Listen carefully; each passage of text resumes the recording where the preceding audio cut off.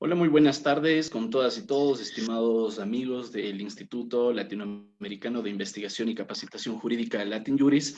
Les saluda Damián Armijos Álvarez, director general de la institución, en esta ocasión para extenderles un cordial saludo de bienvenida a esta, la tercera jornada del Congreso Nacional de Derecho Constitucional. En esta jornada tendremos la participación de 6 distinguidos juristas del país. Me refiero específicamente al doctor Daniel Gallegos. También contaremos con la participación de Yandri Lor, de la doctora Pamela Aguirre, de Joel Escudero, de Diego Hidrobo y de Gina Pasquel. A continuación, daremos inicio a esta primera exposición, precisamente con la intervención de la doctora Pamela Aguirre Castro. Les presento a la doctora. Ella es doctora en Derecho PhD por la Universidad Andina Simón Bolívar, sede Ecuador. LLM in Human Rights and Humanitarian Law for American University del Washington College of Law. Máster en Argumentación Jurídica por la Universidad de Alicante, magíster en Derecho, con mención en Derecho Tributario y diploma en Derecho, con mención Derecho Constitucional por la Universidad Andina Simón Bolívar, sede Ecuador. Es abogada de los tribunales de la República del Ecuador por la Universidad de la SUAY. Presea Honorato Vázquez a la mejor egresada de la promoción 2007. Doctora honoris causa por la Universidad de Ica, Perú. Ha sido procuradora judicial del SRI, asesora de la Corte Constitucional del Ecuador, en donde además fue coordinadora de los grupos técnicos de admisión, selección, revisión y sustanciación de la Corte Constitucional para el periodo de transición. Además, desempeñó la función de Secretaría Técnica Jurisdiccional en esta Corte.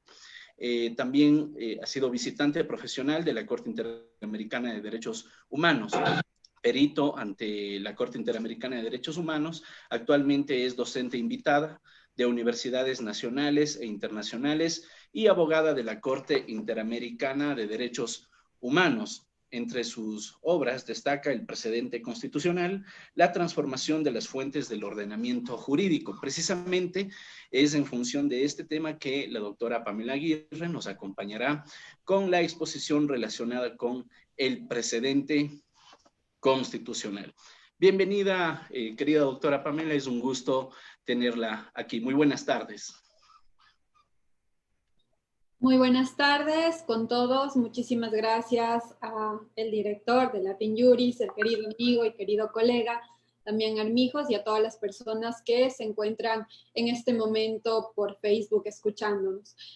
Como en efecto hizo referencia Damián, en estos breves minutos, en estos 20 minutos, voy a hacer referencia a un tema que ha ocupado parte de mi vida académica muy importante, como fue la tesis doctoral. Y a propósito del tema de este importante seminario, esta evaluación que se está realizando a la Constitución 12 años después, es importante hacer referencia a algunos aspectos que datan de la trayectoria que ha tenido el precedente a cómo el día de hoy nosotros podemos identificar el estado actual respecto al precedente constitucional. Para eso, entonces, en esta tarde voy a hacer referencia a tres aspectos sustanciales. El primero, el enfoque del precedente desde la lógica de nuestra tradición jurídica. El segundo, la vinculatoriedad que tiene este precedente en la Constitución y en la jurisprudencia ecuatoriana. Y finalmente, hacer referencia a la funcionalidad, es decir, cómo opera el precedente y cuál ha sido su avance, retrocesos y retos que nos encontramos a día de hoy. Con eso, pues, abordaré de esta manera global lo que quiere decir o cómo nos encontramos frente a esta institución jurídica que, dicho sea de paso, ha sido novedosa para nosotros desde el ámbito constitucional. Pues bien, el enfoque del precedente desde la lógica, desde esta lógica de nuestra tradición jurídica, no es nada nuevo lo que voy a decir. Todos conocemos que nuestra tradición jurídica deriva del civil law, de esta idea del derecho escrito. Es más, si nosotros nos remontamos al Código Civil, efectivamente el artículo 3 señala que las sentencias judiciales no constituyen fuentes, sino solo para las partes. lo cual da ya cuenta de una idea de la función que tienen los jueces dentro del ordenamiento jurídico. Pues bien, esto no es ajeno a lo que ocurre en el Ecuador, que inclusive tardíamente nosotros, para 1993, incorporamos la figura de la casación con esta figura de la triple reiteración en el ámbito de la justicia ordinaria. Cuando países vecinos como Colombia ya la tenían en 1890, la incorporan en 1890, nosotros la incorporamos tardíamente, casi 100 años después, lo que da cuenta del temor siempre que hubo respecto a esta función de darle al juez una capacidad de crear derecho. En esta línea, pues la figura del precedente constitucional, la figura del precedente, la figura de la jurisprudencia como fuente del derecho ha sido ajena a la tradición jurídica ecuatoriana. ¿Qué ocurre con esto? Pues ocurre que en la Constitución del 2008 el constituyente incorpora una serie de instituciones jurídicas nuevas y estas instituciones jurídicas nuevas no tenían un tránsito o una introducción previa en el ordenamiento jurídico ecuatoriano. Y una de esas es justamente el precedente constitucional. Recordaremos que el intérprete final de la Constitución de 1998 y en épocas anteriores, pues era el legislador como el representante democrático por antonomasia. Con la Constitución del 2008 esto cambia y se le otorga a la Corte Constitucional esta importante función de ser intérprete de la Constitución, intérprete final, con lo cual se le otorga además la función de ser el intérprete que genere precedentes en el ámbito constitucional. Y esto se acerca más a una tradición extraña desde la lógica del estudio del derecho, desde la clásica idea del estudio del derecho en las facultades ecuatorianas al common law. ¿Por qué digo que esto fue extraño? Pues porque la Corte Constitucional para el periodo de transición se enfrentó con estas nuevas competencias que de hecho creo que hicieron que tenga algunos importantes aciertos, pero grandes errores. Y el primero de ellos, respecto al precedente, justamente fue el de establecer que todo lo que el Tribunal Constitucional había señalado en sus fallos, pues no constituía jurisprudencia, y esto se empieza señalando en Indulag, la 001-10 JPOCC. La Corte dice las decisiones del extinto Tribunal Constitucional no se constituían en jurisprudencia, en precedentes, y esta Corte tiene que crear ex novo todo el ordenamiento jurídico, olvidando esta gran acotación importante que el derecho es una obra colectiva. El derecho no es creado de la nada ni por un solo artífice, sino que el derecho es creado por todos los actores políticos, sociales y jurídicos de una sociedad. Además que es un continuo en el tiempo, no es que existen rupturas y que pues a partir de la ruptura voy a crear otro ordenamiento jurídico desconociendo todo lo pasado.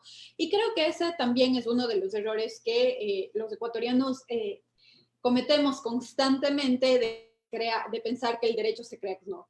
Pues bien, la Corte Constitucional para el periodo de transición dice todo lo que el TC señaló anteriormente no constituía jurisprudencia. Y bueno, puede alguien decir, pero son nuevas instituciones. Sí, de hecho eran nuevas instituciones, pero el contenido de los derechos, hubo importantes desarrollos que pudieron ser tomados en consideración y que la Corte Constitucional no lo hizo. Con lo cual, pues, la Corte empieza a crear esta idea de precedente. Como es una figura extraña, como era una figura extraña para el caso ecuatoriano, se ha dado una interpretación bastante extraña al artículo 436, numeral 6 de la Constitución, que establece que la Corte es la encargada de desarrollar jurisprudencia vinculante respecto a las acciones de protección, habeas corpus, habeas data, se señala acción de cumplimiento, algo que no existe en el ordenamiento jurídico ecuatoriano, y se señala las demás competencias de la Corte. Y este artículo, por parte de muchos doctrinarios, Inclusive al inicio de la Corte Constitucional para el periodo de transición, se entendió como que la jurisprudencia solo podía ser dictada a través de esta competencia nueva de la selección y de la revisión. Y por eso también a esta Corte se le criticó muchísimo porque efectivamente sentencias de selección y de revisión habían dictado muy pocas. La idea de que se estaba rotulando un tipo de competencia para señalar que esto era precedente constitucional. Otro de los grandes errores. ¿Qué es lo que ocurre para 2013 cuando empieza la conformación de la primera Corte Constitucional? Este error de la rotulación de la jurisprudencia como competencia exclusiva de los procesos de selección y de revisión empieza a diluirse cuando la Corte empieza a dictar reglas jurisprudenciales al muy estilo leguicéntrico, sí, pero empieza a dictar algunas reglas jurisprudenciales en competencias como consulta de norma, empieza a dictar algunas reglas en extraordinaria de protección, empieza a dictar reglas en consultas, en dictámenes de consultas populares, es decir, empieza a dictar reglas en varios tipos de competencia que no era selección y revisión. La Corte empieza a asumir el rol de que en todos sus fallos está generando o tiene la obligación de generar precedentes. Seguir un precedente antiguo, cambiar el precedente o, en su defecto, pues instaurar uno si es que no había criterios sobre el tema. De hecho, esto generó que en muchas de las decisiones pues se empiece a modelar el contenido de las garantías jurisdiccionales, se empiece a dotar de contenido de los derechos constitucionales y esto en gran medida ayudó a entender que la Corte Constitucional pues no dicta jurisprudencia vinculante exclusivamente las competencias de selección y revisión, sino que a partir del propio texto constitucional del 436, numeral 6, dicta precedentes o puede dictar precedentes en todas las competencias. Ahora, ¿qué es esto del precedente o cómo se entiende o qué es el precedente? Y este también fue uno de los grandes retos junto con esta Constitución. ¿Por qué? Porque si nosotros hemos acarreado una tradición del civil law, por eso hablaba de esto, si nosotros hemos acarreado una tradición del civil law, no es extraño que nosotros queramos asemejar a esta fuente del derecho, que es la jurisprudencia, con la ley. Y de hecho, esta asemejación o esta forma de tratar de hacerlos iguales a estas fuentes que no lo son, no es algo que ocurre solo acá en el Ecuador, sino que de hecho ocurre en varios países.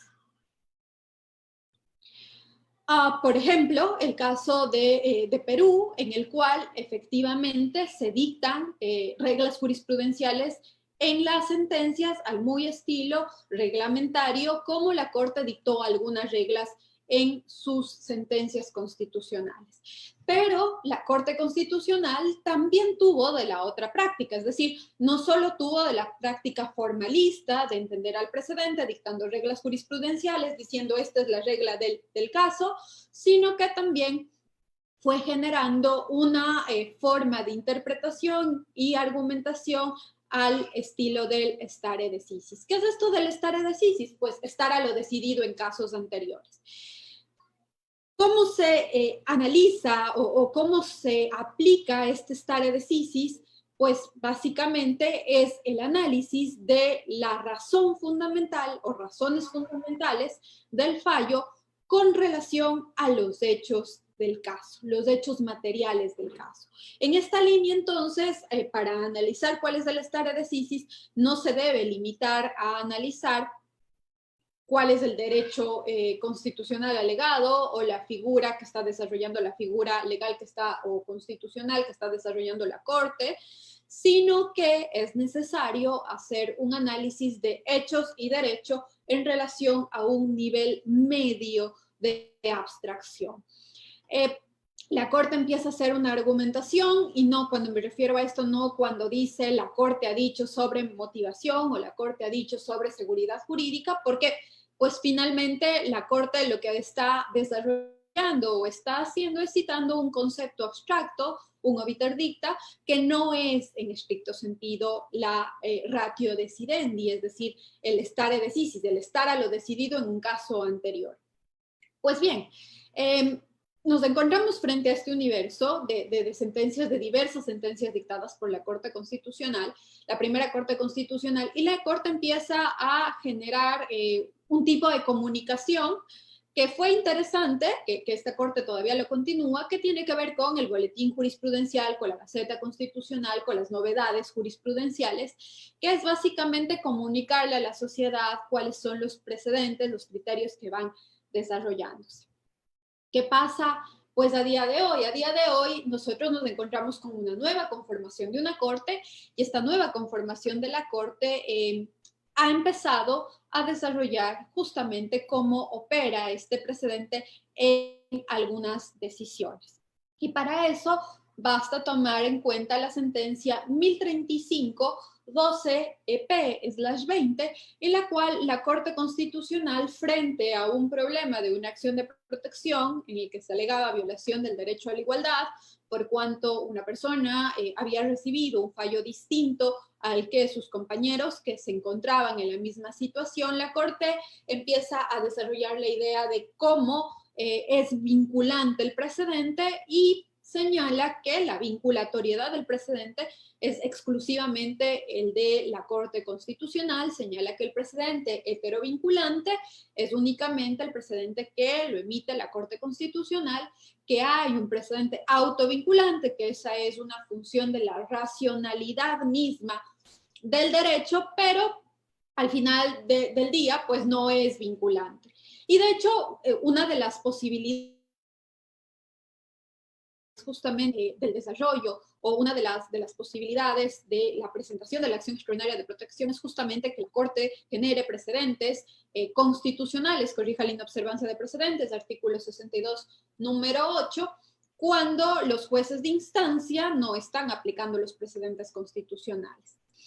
Es un fallo interesante, no obstante de aquello, creo que es importante dejar en claro que la utilización tal vez del criterio precedente para hablar de los fallos que emiten cortes provinciales, jueces de instancia respecto a garantías jurisdiccionales, puede dar lugar a confusión de jueces de instancia y apelación al considerar que estos criterios forman parte de las fuentes vinculantes, de las fuentes obligatorias del derecho. La Corte lo señala, lo dice, pero, vuelvo y repito, tal vez utilizar el término como fue utilizado en la sentencia pudiese dar estas dudas.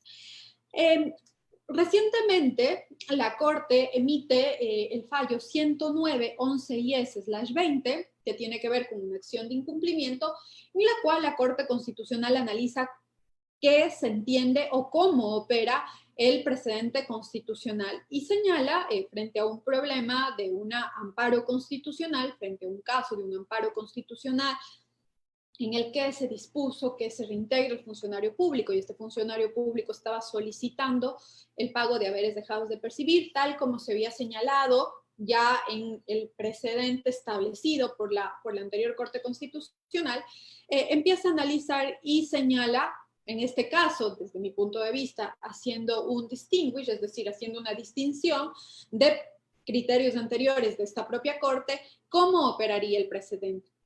Y es que esta Corte Constitucional, la actual conformación de la Corte Constitucional, había señalado que cuando los jueces en las resoluciones de amparo constitucional no señalaban expresamente que hay que realizar el pago de haberes dejados de percibir a propósito de la reincorporación de los accionantes, pues este tipo de reparación no se entendía incorporado.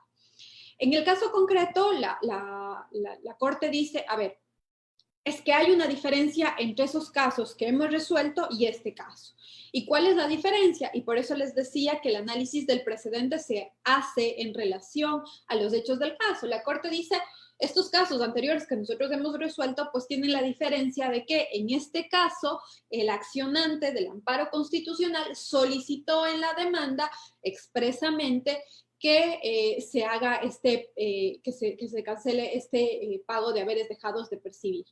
Así que si en sentencia el juez no se pronunció sobre eso, pues se entiende que están incorporados y se aplica el precedente de la anterior conformación de la Corte. Pues bueno, acá la Corte justamente hace referencia a estas reglas constitucionales, es decir, las reglas determinadas en el artículo 436, numeral 1 y numeral 6, que establecen la obligatoriedad del precedente. ¿Por qué este precedente es obligatorio? Sobre la base del derecho a la igualdad, artículo 66, numeral 4, y seguridad jurídica, la certeza que tenemos los justiciables de conocer, predecir cuáles van a ser los fallos de los jueces respecto a determinados problemas jurídicos, y señala en suma que este precedente sigue vigente en tanto se entiendan estas circunstancias particulares del precedente. Es un caso interesante en el que la Corte muestra cómo estaría operando o cómo opera el precedente. En el mismo fallo, la Corte hace referencia a un punto importante que justamente es el tercer punto de esta intervención. Y dice, pues bueno, el precedente no tiene una inmutabilidad en el tiempo, el precedente puede cambiarse, puede transformarse y los jueces pueden modificarlo. Y están justamente en la capacidad de hacerlo, de ahí que se señale que la jurisprudencia, los precedentes, pues son una fuente de derecho viviente y nada más cierto que aquello. Ahora bien, cuando se dan estos cambios de precedente, pues es importante que los justiciables lo conozcan y que se señalen las razones por las cuales se está cambiando el precedente. Pueden ser mejores argumentos mucho más sólidos en derecho, o si inclusive se puede reconocer que hubo algún tipo de falla, algún tipo de restricción o algún tipo de equívoco en la interpretación que tuvo el anterior intérprete. Tal es el caso de, por ejemplo, la modificación del precedente constitucional respecto a el tema de la legitimación activa en las consultas populares. La actual Corte Constitucional señaló que el precedente de la anterior Corte limitaba el derecho a la participación, con lo cual modificó el precedente. Pues expresamente lo modifica y está bien. En el caso concreto, en este caso 109.11 IS/20, pues la Corte dice, a ver, el precedente de la anterior Corte se entiende en este sentido. Lo que nosotros hemos venido señalando tiene estas características, con lo cual nosotros estamos haciendo una distinción entre los anteriores fallos que hemos resuelto sobre incumplimientos de sentencia en amparos constitucionales, en los cuales se ha ordenado el reintegro de los accionantes, pero no el pago de haberes dejados de percibir, con la línea jurisprudencial de la Corte Constitucional anterior, que señaló o que se entendía incorporado este pago de haberes dejados de percibir cuando la pretensión expresamente se había solicitado. Pues está haciendo una distinción o un overruling, es decir, crear una nueva regla sobre la base de nuevas circunstancias, nuevas necesidades. Y pensemos, por ejemplo, en las reglas que se han creado sobre áreas de protección en los casos de las decisiones finales, las decisiones de apelación de las medidas cautelares, es decir, cuando las medidas cautelares no han sido revocadas, se ha apelado y frente a esta decisión, pues la anterior Corte Constitucional admitía a trámite e inclusive se pronunciaba de fondo sobre estos temas. La actual Corte Constitucional establece un nuevo criterio señalando que estas decisiones no son definitivas y reformula la regla establecida, la interpretación que se le da a este tipo de decisiones, señalando que al no ser definitivas, pues no cabe la extraordinaria de protección. ¿Qué quiero decir con esto? Pues que esta práctica es legítima, claro que es legítima. Ahora, cuando nos encontramos en esta duda o cuando nos encontramos frente a la dubitación del real impacto del precedente, cuando existen estos cambios tácitos de criterios que no son explícitos por parte de la Corte, pero que los intérpretes así lo entienden. Y voy a citar dos ejemplos. El primero tiene que ver con el famoso control de constitucionalidad, en el caso, el control de constitucionalidad a cargo de los jueces en el caso ecuatoriano. La Corte Constitucional, la primera Corte Constitucional, cierra de plano el problema dictando reglas jurisprudenciales, estableciendo o reiterando algo que ya había dicho la Corte de Transición, de que los jueces están vedados de inaplicar normas que consideran contrarias a la Constitución. El precedente de la sentencia 001-13 SCN-SC. Esto había quedado claro, se debatió muchísimo, se criticó muchísimo a la Corte por emitir este criterio. No obstante de aquello, los jueces y los usuarios, sobre todo, habían interiorizado el alcance de este precedente. En la sentencia 11-18-CN/19, la famosa sentencia del matrimonio igualitario, la Corte, los jueces de mayoría, emiten 3 párrafos que para muchos generó un cambio de jurisprudencia implícito, un cambio de precedente. Y en estos párrafos, la Corte Constitucional, los jueces de mayoría, señalan específicamente que los jueces pues operaron mal cuando hicieron la consulta porque ellos tenían, la Corte Provincial tenía la capacidad de resolver sobre el asunto. Dice la Corte, palabras más, palabras menos, los jueces tienen a su cargo el control de constitucionalidad y de convencionalidad. Y de hecho, este tema que siempre se debate en clases de qué tipo de control existe en el caso ecuatoriano, ya tuvo una consecuencia. Fíjense ustedes que el Tribunal Contencioso Electoral hace una inaplicación de una norma reglamentaria aplicando directamente la Constitución, es decir, realizando un control difuso de constitucionalidad. ¿Qué quiero decir con esto? Pues que frente a esta interpretación que se podría estar dando del cambio del tipo de control, podríamos encontrarnos frente a sistemáticas violaciones del derecho a la igualdad. ¿Por qué? Porque no tenemos claro si en efecto se cambió o no se cambió el precedente. Otro caso de estos, el caso que tiene que ver con el ámbito de la justicia indígena. La famosa sentencia La Cocha, la 113-14 CEPCC, la Corte Constitucional, en una regla que también fue muy criticada, señaló que la justicia indígena no tenía competencia para conocer y resolver sobre violaciones que a derechos a la vida se ocurran en las comunidades indígenas, que esta era una competencia exclusiva de la Corte, exclusiva de la justicia ordinaria, perdón.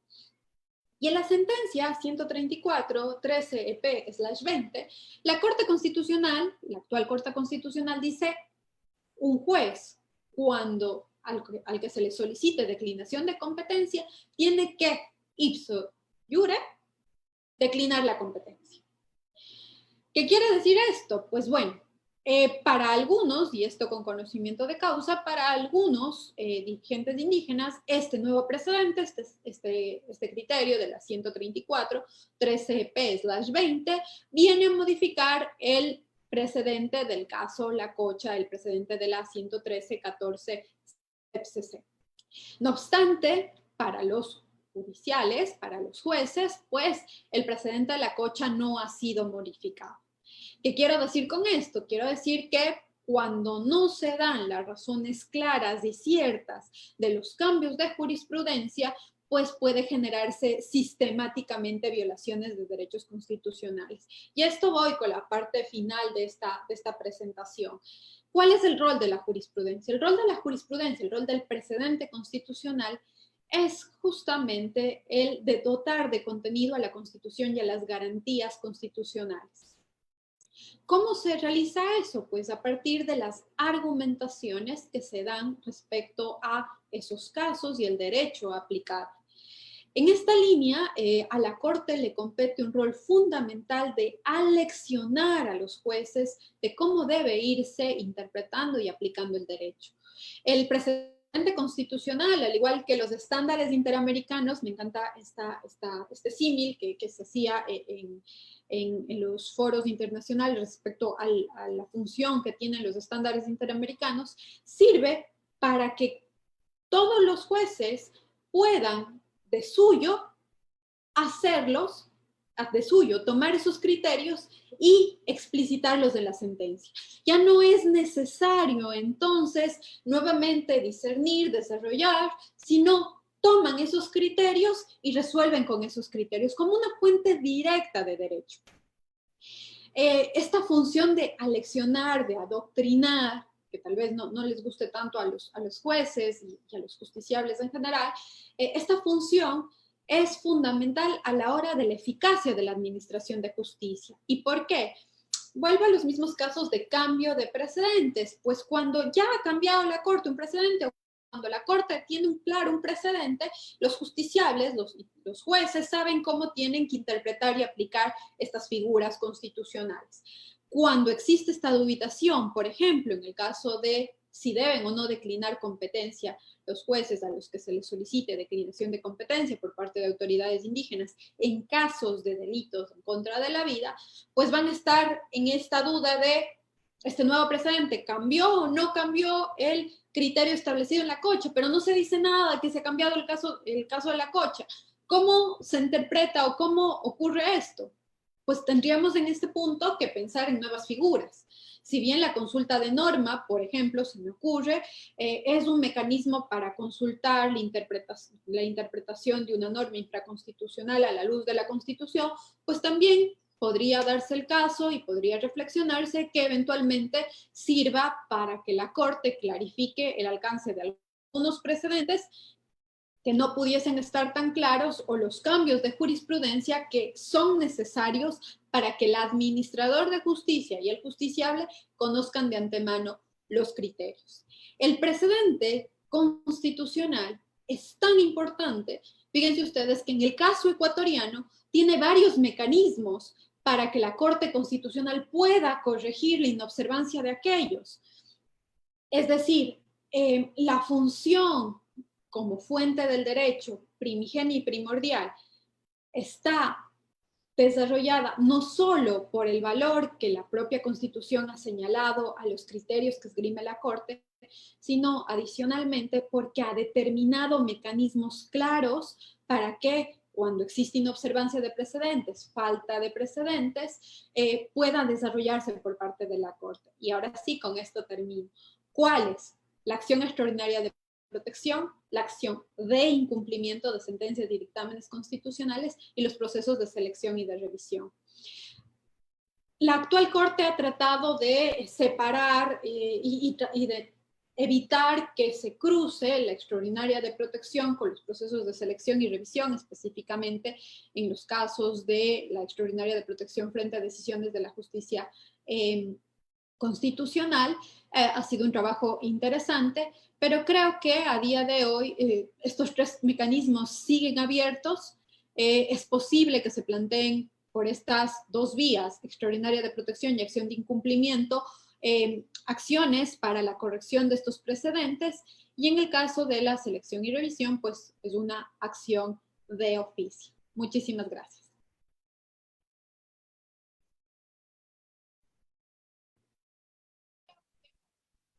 Bien, estimada doctora, muchísimas gracias por su participación. Muy interesante esta temática y hay algunas preguntas. De hecho, una de las mayores dificultades que se presentan en la práctica procesal constitucional es precisamente el identificar el precedente y saber cómo este es aplicable a los casos específicos que a futuro se van desarrollando. En este sentido, me parece muy interesante esta pregunta y es, primero, ¿cómo identificar el precedente en una sentencia de la Corte Constitucional? Otra pregunta es, ¿cuál es la diferencia entre los precedentes bajo la nomenclatura PJO y los precedentes que están contenidos en otro tipo de sentencias de otros procesos de la Corte Constitucional? Y una última pregunta de Mónica Berresueta Orellana es, en la sentencia del matrimonio igualitario, si bien es cierto se crea un nuevo derecho, pero no indican qué proceso se debe adoptar para reformar el artículo constitucional, sino que se solicita se reforme la normativa orgánica. Mi pregunta es, al reformar la normativa orgánica y no la Constitución, dice la Constitución que en contraposición de normas se debe aplicar la norma superior. Entonces, si aplicamos este precepto, las reformas realizadas a la norma inferior quedan sin efecto. Doctora.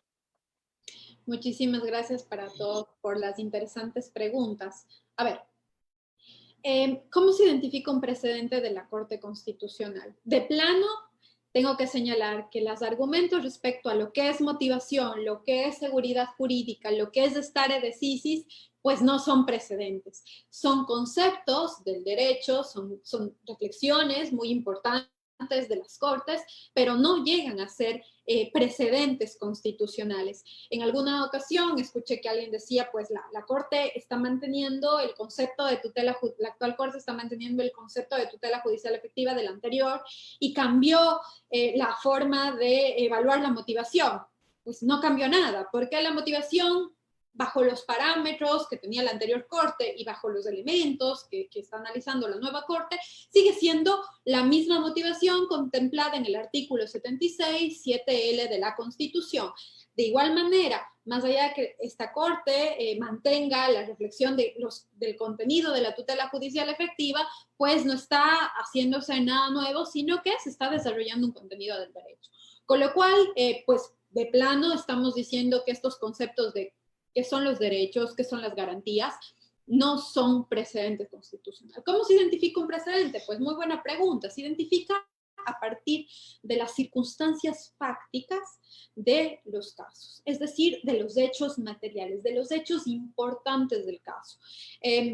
La teoría clásica de Gotthard respecto a cómo se identifica el precedente es justamente a partir de esta identificación de los hechos materiales del caso. Y podemos ir justamente a este caso, al último al que hice referencia de la Corte, este 109, 11 IS/20, que tiene que ver con qué, con esta circunstancia. Un servidor desvinculado de una institución pública, no importa la institución pública, ese no es un hecho material, está desvinculado de la institución pública, él presenta un amparo constitucional, en ese amparo constitucional se declara la violación de un derecho constitucional y se determina como medida de reparación que se le reintegre a su puesto de trabajo. Un tema importante es que él en la demanda, él pide como reparación, como medidas compensatorias por la violación de su derecho, no solo ser reincorporado, sino pago de haberes dejados de percibir. En la sentencia, los juzgadores señalan que debe ser reincorporado y no dicen nada más. Hechos materiales. Llega a la Corte el incumplimiento de este caso porque el accionante, la víctima, y digo víctima porque ya fue declarado así en la sentencia de amparo constitucional, la víctima presenta un incumplimiento de sentencia porque otros casos similares, amparos presentados por personas desvinculadas de instituciones públicas a las que se violó el derecho constitucional del debido proceso, no solo que se les ha reincorporado, sino que se les ha pagado los haberes dejados de percibir. Es decir, se establece unos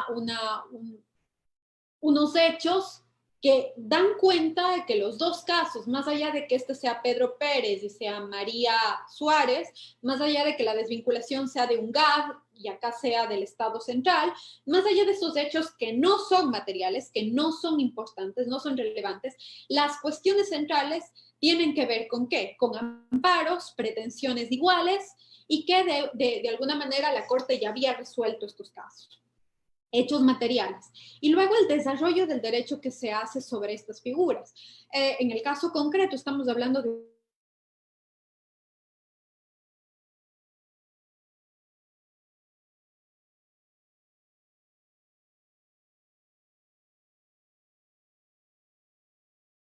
desarrollando un razonamiento por analogía, no un stare decisis, es decir, no un estar a lo decidido, sino una analogía respecto a una garantía que alguien podría decir tenía algunas características similares, pero que del todo no es igual, como ustedes ya bien lo conocen.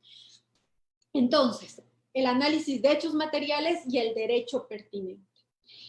¿Cómo se analiza eso? Pues dependerá de cada uno de los casos. En, sobre todo, garantías jurisdiccionales, pensemos extraordinaria de protección, acción por incumplimiento, acción de incumplimiento y procesos de selección y revisión, pues las circunstancias fácticas, el marco fáctico de los casos es fácilmente identificable. ¿Cuáles son los hechos que se considera han sido violatorios del derecho? ¿Cuándo podremos decir que este marco fáctico tal vez no resulta tan claro? Sería en el control de constitucionalidad, léase consulta de norma, acción pública de inconstitucionalidad, las objeciones presidenciales por razones de inconstitucionalidad, es decir, todas las acciones relacionadas con el control constitucional. Pero aún así, nosotros podemos encontrar argumentos y alegatos que tienen que ver con determinadas cuestiones que están relacionadas con aplicaciones de derecho en determinados casos, con lo cual también se puede identificar de alguna manera un marco de hechos que tiene que ver con la aplicación del derecho. Así es como efectivamente se tiene que hacer este análisis. Y de hecho, fíjense ustedes que esto es nuevo para nosotros.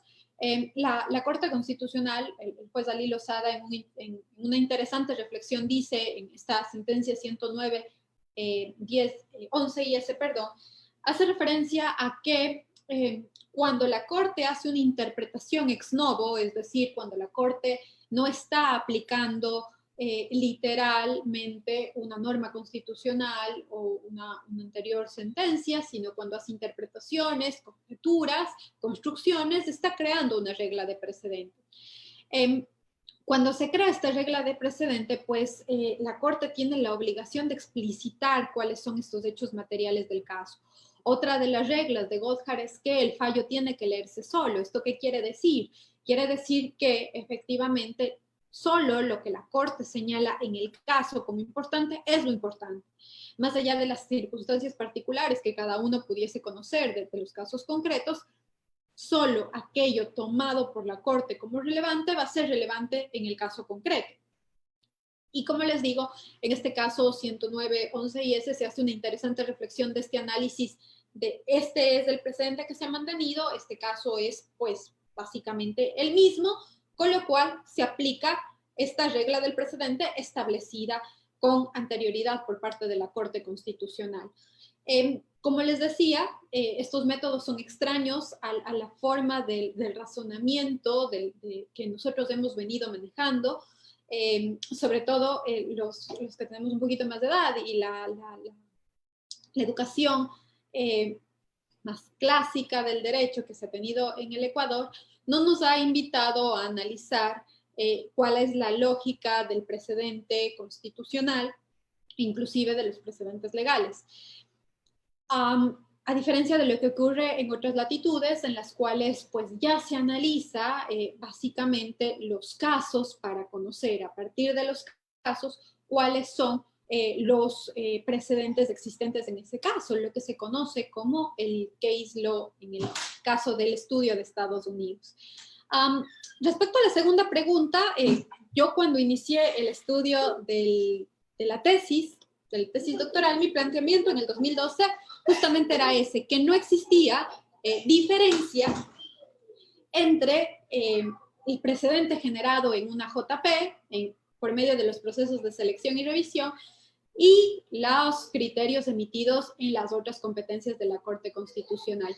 Este criterio, a la larga, fue el que prevaleció por parte tanto de la anterior Corte como de la actual, y esto quiere decir, o guarda lógica con que la Corte siempre tiene que estar o creando un precedente o aplicando un anterior precedente o generando o reformulando los precedentes anteriores, porque tiene esa obligación. Si quiere ser una Corte de cierre, pues no es una Corte que resuelve el caso al menudeo, sino que es una Corte que va aleccionando, que va adoctrinando para que esos casos ya no vuelvan a regresar a la Corte Constitucional. Con lo cual, pues, desde mi punto de vista, y creo que desde el valor de la jurisprudencia que la misma Corte Constitucional le ha dado, la actual Corte Constitucional, no existe ninguna diferencia respecto a el precedente que se genera en una extraordinaria de protección que el que se genera en una JP. Ahora, obviamente, en el caso de los procesos de revisión, específicamente los jueces tienen una amplia posibilidad para pronunciarse sobre los hechos del caso de origen, quiero decir, acción de protección, habeas corpus, habeas data, acceso a la información pública, que no la tienen, obviamente, en extraordinaria de protección. No obstante aquello, cuando la Corte adopta una sentencia de méritos, pues tiene esa posibilidad importante de también pronunciarse sobre los hechos del caso. Y finalmente la última pregunta. A ver, nosotros podríamos decir, a propósito del razonamiento de esta sentencia 109, 11 y S, que lo que ocurrió con las sentencias del matrimonio igualitario, léase la 10, 18 CN y la 11, 18 CN, mil disculpas. En estos casos, en las dos sentencias, pues la Corte lo que hace es una construcción del derecho a la igualdad y el derecho a formar familia. El derecho a constituir una familia y que esa familia sea reconocida a través de la institución del matrimonio.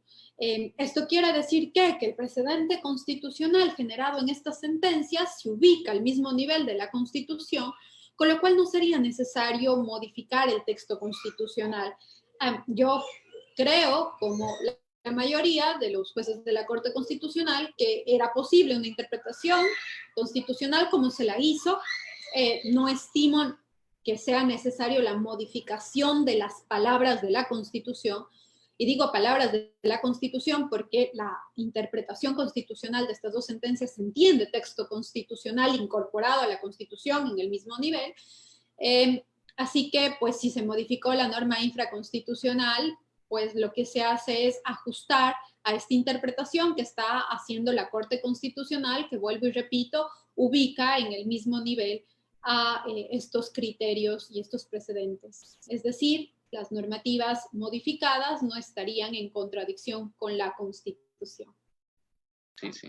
Muy bien, doctora. Muchísimas gracias. Ha estado bastante clara su participación y las aclaraciones que ha realizado a estas preguntas del público. Pues para nosotros es un gusto contar con usted y esperamos tenerla en futuras ocasiones, estimada doctora. Muchísimas gracias a todos y gracias también siempre por la oportunidad. Siempre presta a cualquier crítica, apoyo o sugerencia. Buenas tardes. Muchas gracias. Buenas tardes. Hasta pronto, doctora. Bien.